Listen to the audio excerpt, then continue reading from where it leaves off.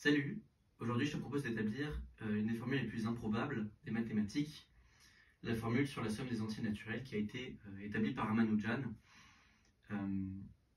C'est une formule qui n'a pas vraiment de sens si on n'autorise pas à accepter le fait que ça a une valeur. Si on dit qu'une série divergente n'a pas de somme, la question n'a pas de sens. Par contre, si on cherche à assigner un nombre réel à cette valeur, alors tout le monde est d'accord pour dire que la somme ça va être moins 1 sur 12, même si c'est pas une preuve. C'est pas une preuve parce que ça, mathématiquement, c'est pas un objet puisque c'est une série qui diverge. Ok. Mais si on joue au jeu d'assigner des nombres à des sommes qui divergent, alors tout le monde est d'accord pour dire que c'est moins 1 sur 12.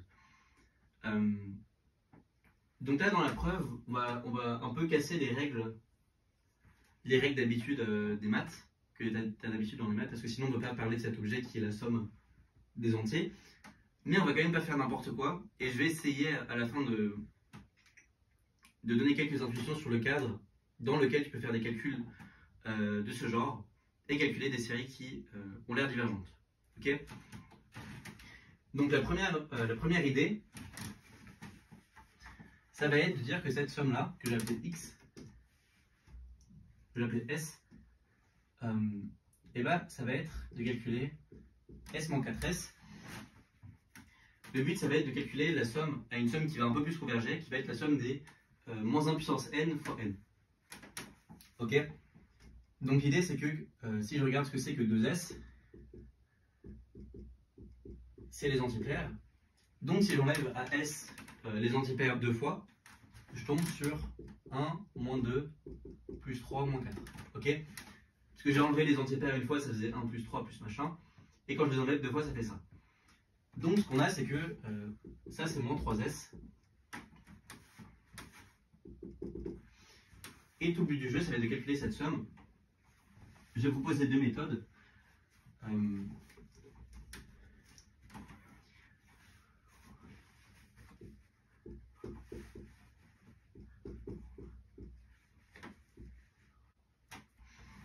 Le but, ça va être de calculer cette somme-là. Et pour ça, ce qu'on va faire, c'est qu'on va l'inscrire dans un tableau de 2. Et on va la calculer d'une manière différente. Donc si je mets ça dans un tableau de 2, j'ai quoi? J'ai moins 1, 1, 1. Là, c'est le premier terme qui est moins 1. Le deuxième terme, c'est 2. Je continue comme ça. Ok. Et l'idée, c'est que si je prends la somme à partir de ce triangle-là, j'ai une nouvelle fois la même somme, mais cette fois opposée. Au lieu de commencer à moins 1, on a commencé à 1. Et ensuite, au lieu d'avoir 2, on a moins 2. Donc, modulo cette série-là, on a retrouvé l'opposé de la série. Ce qui veut dire que si je nomme x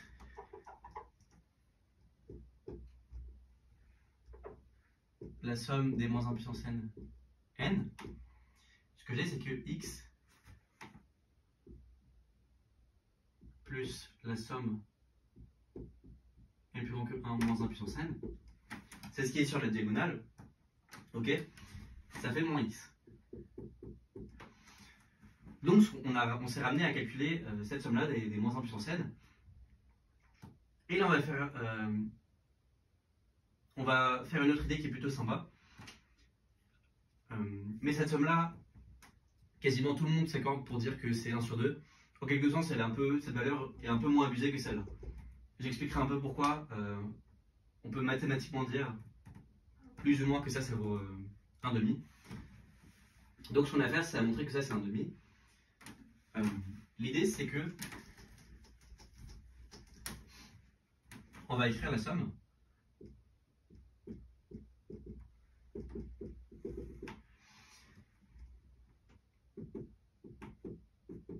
Et on va prendre l'idée naïve qui explique pourquoi on ne peut pas calculer cette somme, c'est que si tu regroupes par paquet comme ça fait 0. Ok.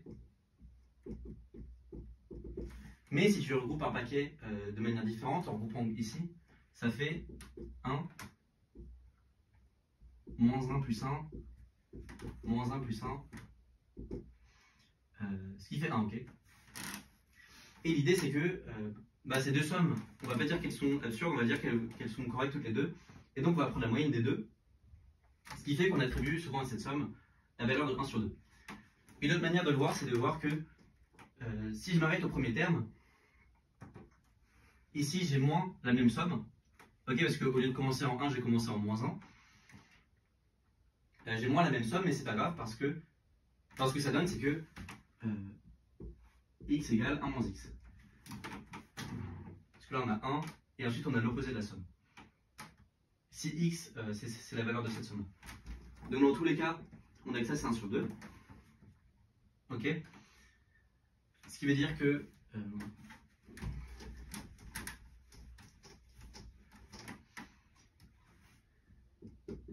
la valeur x, ici qui était la somme de moins 1 puissance n, ça va être 1 sur 2 somme moins 1 puissance n, ça va être un quart.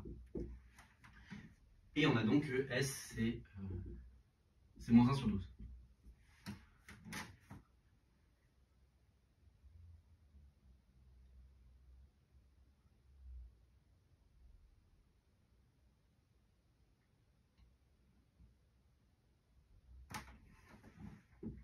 C'est moins important.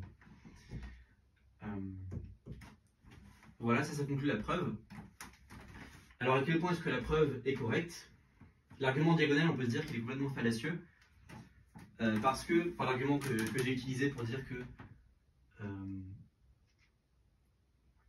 que x c'était moins x modulo cette somme, parce que si on fait le même argument sur la somme de base, on a que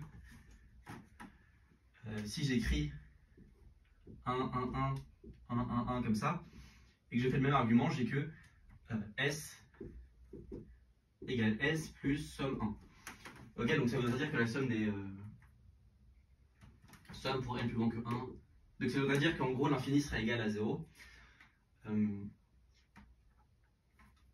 En fait, il y a un peu plus de mérite à faire ce qu'on a fait parce que dans notre cas à nous, les sommes étaient convergentes au sens de Cesaro, c'est-à-dire que la suite ne convergeait pas, la suite des moins 1 puissance n. Par contre, si tu prends les premières sommes et que tu fais la moyenne, ça va faire un truc genre 1. Et donc ça converge dans un certain sens qui est celui de Cesaro. Et donc on a un peu plus le droit de faire des opérations comme on en a fait là. Ok.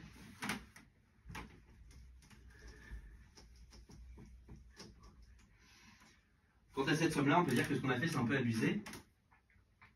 En fait, il y a une autre jolie manière de voir pourquoi ça c'est moins 1,5. C'est que l'idée c'est que somme de x puissance n égale 1 sur 1 moins x, ça converge au sens normal que si x est plus petit que 1 en module, mais ça converge au sens de Cesaro si le module de x est 1. Ok, donc on peut, de manière pas trop fallacieuse, dire que si j'applique x égale moins 1 ici, la somme des moins 1 puissance n, c'est 1 sur 2. Une autre manière de voir, c'est que ça définit une série entière au voisinage de 0, qui coïncide avec 1 sur 1 moins x au voisinage de 0, et par unicité du prolongement analytique, on peut décider que cette somme-là, si elle avait une valeur, si on devait lui attribuer une valeur, ça serait celle-là.